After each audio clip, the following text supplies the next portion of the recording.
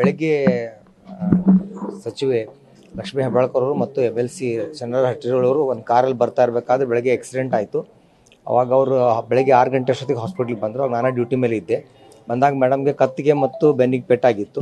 Severe pain ಇರೋದ್ರಿಂದ ಅವ್ರಿಗೆ ನಾವು ಅಡ್ಮಿಟ್ ಮಾಡಿ ಆ್ಯಂಟಿಬಯೋಟಿಕ್ಸ್ ಮತ್ತು ಪೇನ್ ಕಿಲ್ಲರ್ಸ್ ಕೊಟ್ಟು ಅವ್ರಿಗೆ ಪೇನ್ ಕಡಿಮೆ ಆದಮೇಲೆ MRI ಮಾಡಿದ್ವಿ.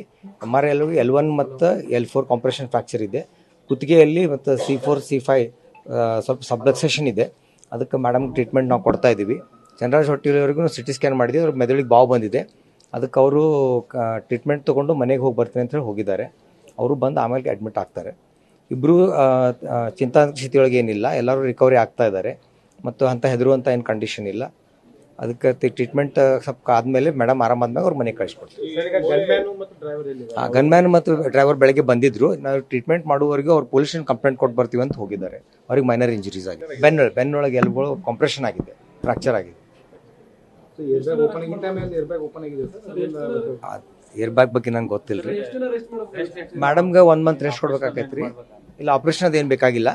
ಮೇಡಮ್ 1 ಮಂತ್ ರೆಸ್ಟ್ ತೊಗೋಬೇಕಾಗ್ತೈತಿ. ಚಂದ್ರರಾಜ್ ಅವರು ಒಂದು 8 ಡೇಸ್ ರೆಸ್ಟ್ ತೊಗೋಬೇಕಾಗ್ತದೆ. ಬೆಳಗ್ಗೆ ಸಚಿವೆ ಲಕ್ಷ್ಮೀ ಹೆಬ್ಬಾಳ್ಕರ್ ಅವರು ಮತ್ತು MLC ಚಂದ್ರ ಹಟ್ಟಿರೋಳವರು ಒಂದು ಕಾರಲ್ಲಿ ಬರ್ತಾರೆ.